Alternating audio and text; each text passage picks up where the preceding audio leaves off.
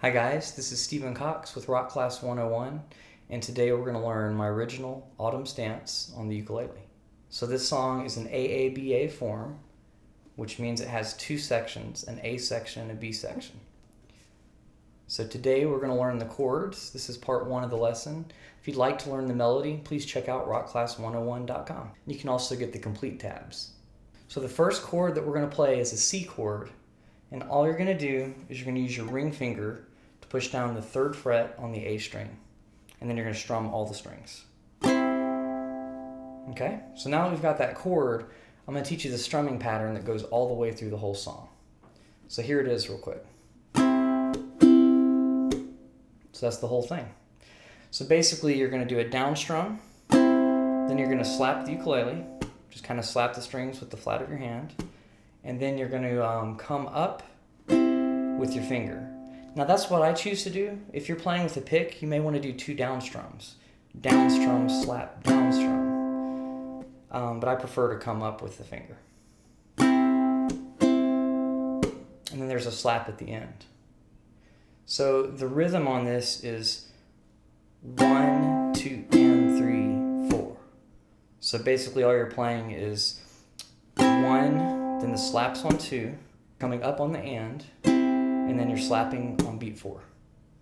So that's the whole strum pattern. It continues throughout the whole song. So now we'll just go through the chords. After the C chord, which you do for 1 bar, you're going to go to an E7 chord. So what we're going to play is we're going to play the 1st fret on the G string, the 2nd fret on the C string. We're going to leave the E string open, and then we're going to put our ring finger on the 2nd fret of the A string. And it sounds like that. So far we've got. Then we go to an F chord, and for F we're going to do our 2nd finger on the 2nd fret of the G string, and then we're going to put our 1st finger on the 1st fret of the E string. The other 2 are open. Okay, then we've got a G7 chord.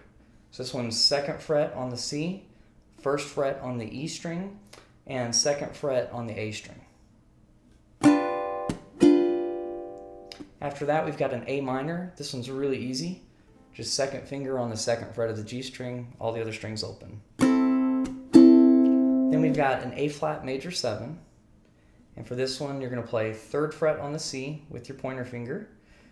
Then your ring finger's on 4th fret of the E string, and your middle finger is going to be on the 3rd fret on the A string. And then we go to a G chord, which is just sliding that pattern down 1 fret. So you end up with 2, 3, 2, going from the C string down. Okay? And then we do our G7 chord again. So that's the whole entire A section. We basically just repeat that again. C, E7, F,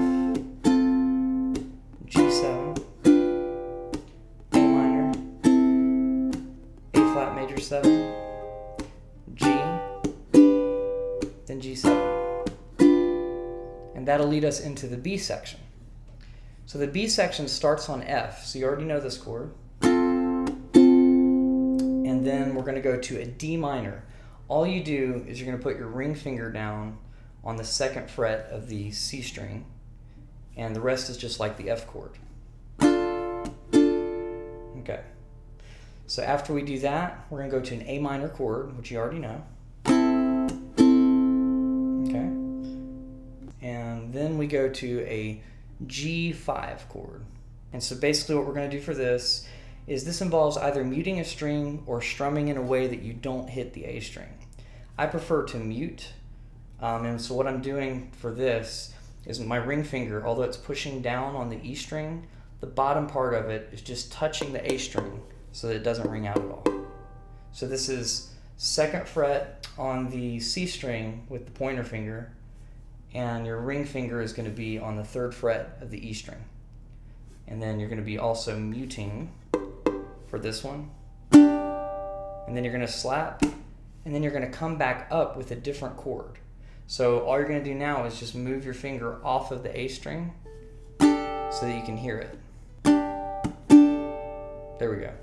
Then you just go back to the F chord, to the D minor, to the A minor, and this time we're going to do a G7 chord.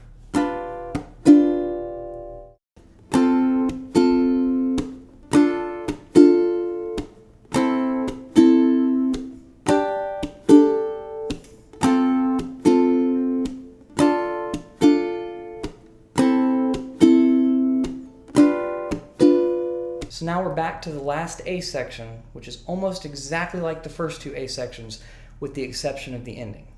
So let me just play through so you can see where it starts. It's just the last two measures of it. So check it out.